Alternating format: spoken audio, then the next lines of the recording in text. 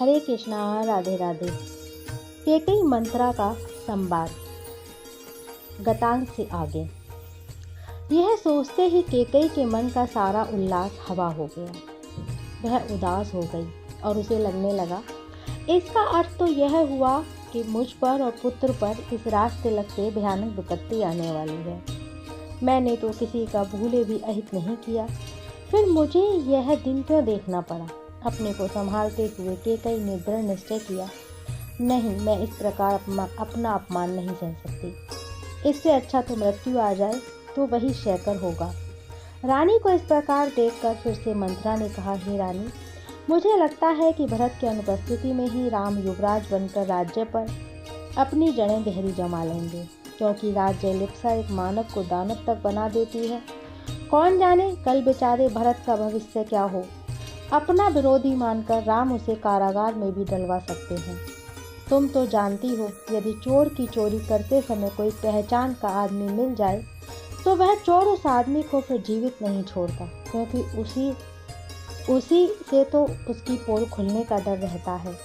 भरत की इस दुर्दशा के बारे में सोचकर तो रानी का हृदय कांप उठा और वह लगभग चीखती हुई बोली, नहीं, यह नहीं हो सकता। मेरे जीते जी यह नहीं हो सकता। मैं कुछ भी कर सकती हूँ, पर अपने भरत का अहित नहीं देख सकती। अब वास्तव में उसके मन में एक विद्रोहिणी नारी जाग गई थी। मंत्रा ने जब यह देखा तो बोली, अब रानी मेरी बात सुन। क्रोध करने से कुछ नहीं होगा। तुझे करना क्या है पहले ये सोच। तूने ये सारी बातें इतनी शीघ्रता से बताई हैं और समय इतना कम है। मुझे तो कुछ नहीं सूझ रहा कि अब मैं क्या करूं।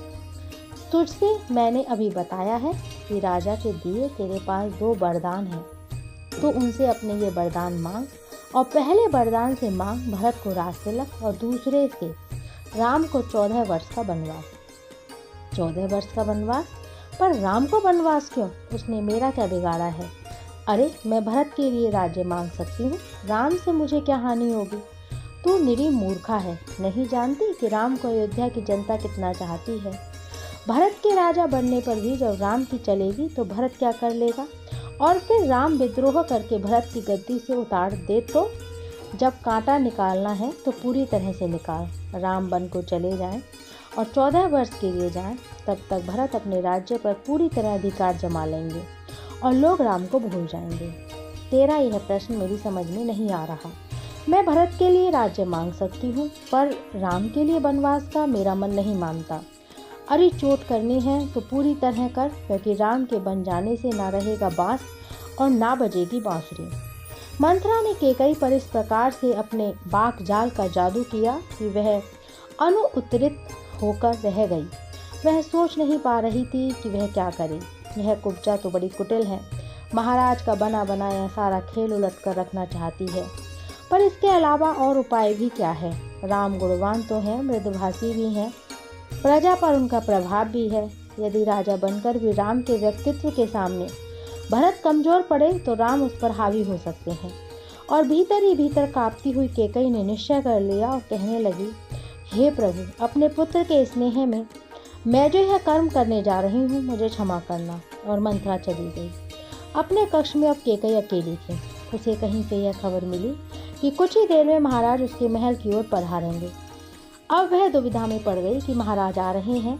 इसका अभिप्राय यह है कि वे मुझे अवश्य इस समाचार से अवगत कराएंगे। तो क्या उनके मन में कोई पाप नहीं है? और यदि ऐसा है तो यह तो राम के प्रति बहुत बड़ा अन्याय हो जाएगा। अब केकई के मन में एक द्वंद्व उठा। वह बेचैन हो गई, क्या करे और क्या ना करे।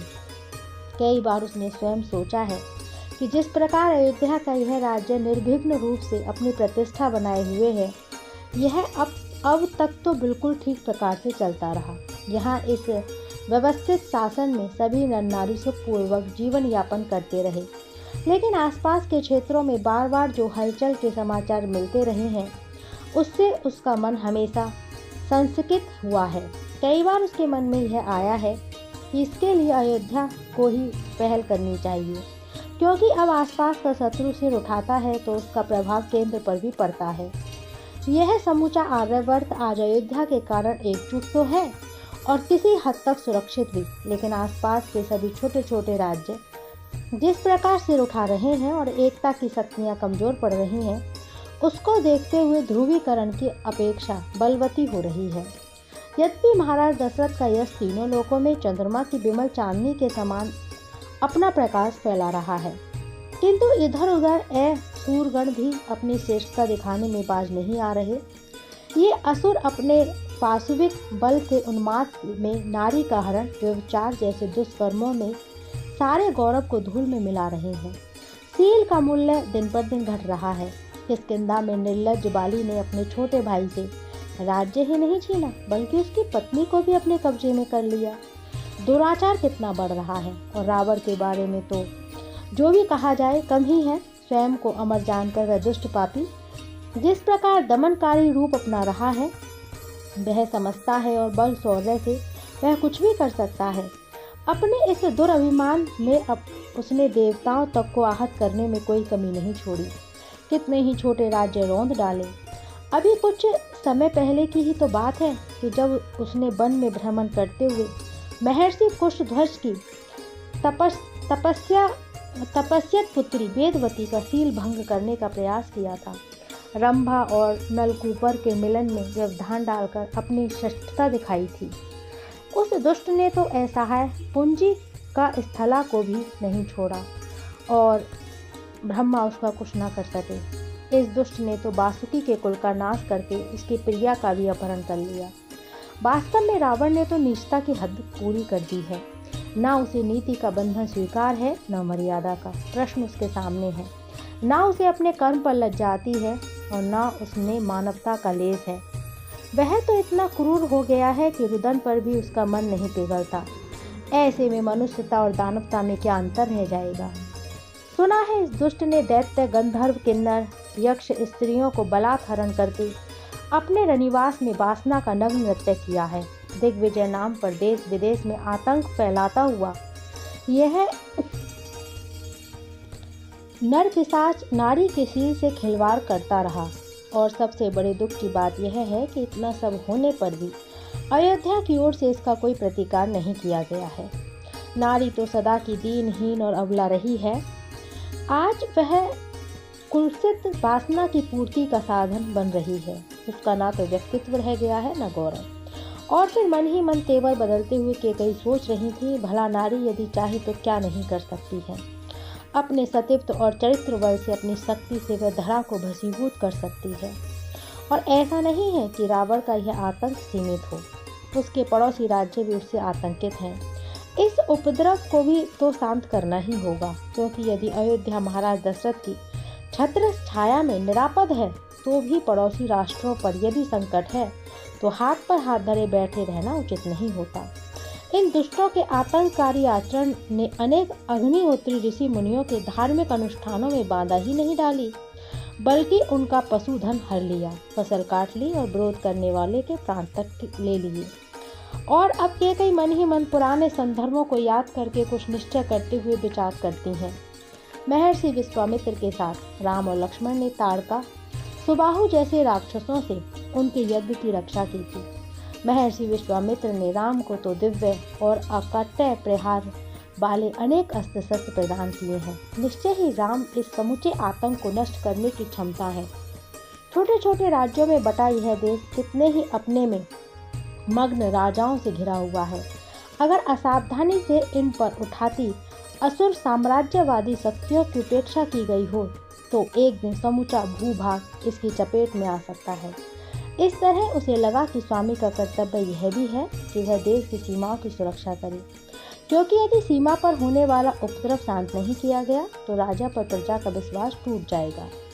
आंतरिक सुरक्षा और सुख शांति भी अर्थहीन हो जाएगी। हम भले ही किसी पर आक्रमण ना करें, मन में साम्राज्य के विस्तार का लोभ भी ना हो, फिर भी प्रजा के सुख का प्रश्न अपेक्षित नहीं किया जा सकता। अन्याय सहन करके पापी का हौसला बढ़ाना भी पाप ही माना जाता है। इसलिए जो हाथ कल को हमारे विरोध में खड़े हो सकते हैं, उनके बढ़ते हौसले को पहले ही रोक देना श्रेयकर होगा। कितना अंतर है अयोध्या के आंतरिक शासन में और सीमांत प्रदेशों के शासन में। यदि सिंह केवल अपनी गुफा में सीमित होकर रह जाएगा, उसकी गुफा तो सुरक्षित है, तो एक दिन जंगल में मचने वाले आतंक उसकी गुफा को भी असुरक्षित कर देगा। इस समस्या का समाधान तो होना ही है। जो अवांछित तत्व सिर उठा रहे हैं, स्त्री जाति पर बलात् अन्याय ढा रहे हैं, उन्हें तो रोकना ही है। हम अब तक जिस विजय के उल्लास में जीते रहे वह बहुत सीमित विजय रही।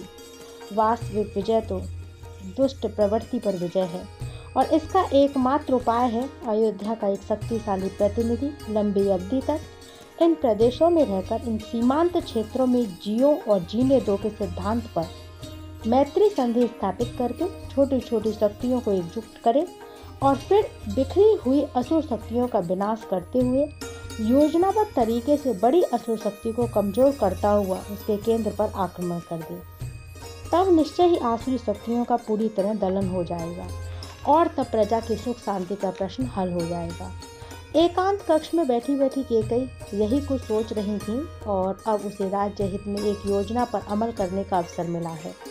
यदि महाराज को इस योजना के बारे में बता दिया, या तो वे फिर से कहीं राम के प्रति भावानुकूलता के कारण इस योजना को ही अस्वीकार न कर दें, और यदि यह योजना महाराज ने अस्वीकृत कर दी तो फिर राष्ट्रहित का प्रश्न धरा रह जाएगा। इसका अर्थ यह हुआ कि आसुरी शक्तियों की जड़ मूल से उखाड़ फेंकने के लिए उसे स्वयं अपने बल पर इस योजना को क्रियान्वित करना होगा, और इसका लेस मात्र भी संकेत किसी को नहीं मिलना चाहिए। तब तो मंत्रा की उक्ति सही है। यही ठीक है कि राम जैसा मर्यादाशील उत्तम गुणों से संपन्न पराक्रमी और तेजस्वी पुत्र भरत के प्रति कभी अनुदार नहीं होगा। वह कभी नीचता कर ही नहीं सकता, लेकिन उसे खुद यह कठोर कर्म करना ही होगा, क्योंकि इस समय असुर खल शक्तियों को कुचलने के लिए जिस अपरिमित शक्ति बल की अपेक्षा है वह केवल राम में ही है। एक बार इस महर्षि के कोप से डरकर महाराज ने उनका विरोध नहीं किया, लेकिन यहाँ इस समय उन्हें किसी कोप का डर होगा। वह विकट कर्म तो उसे स्वयं करना होगा, और इसके लिए अगर समाज उसे क्रूर और निर्दयी रानी भी मान ले तो राज्य हित में वह यह भी सहन कर लेंगी। और यह सोचते सोचते रानी कोप भवन में चली गई। यह प्रसंग यहीं विराम लेता है। हरे कृष्णा, राधे राधे।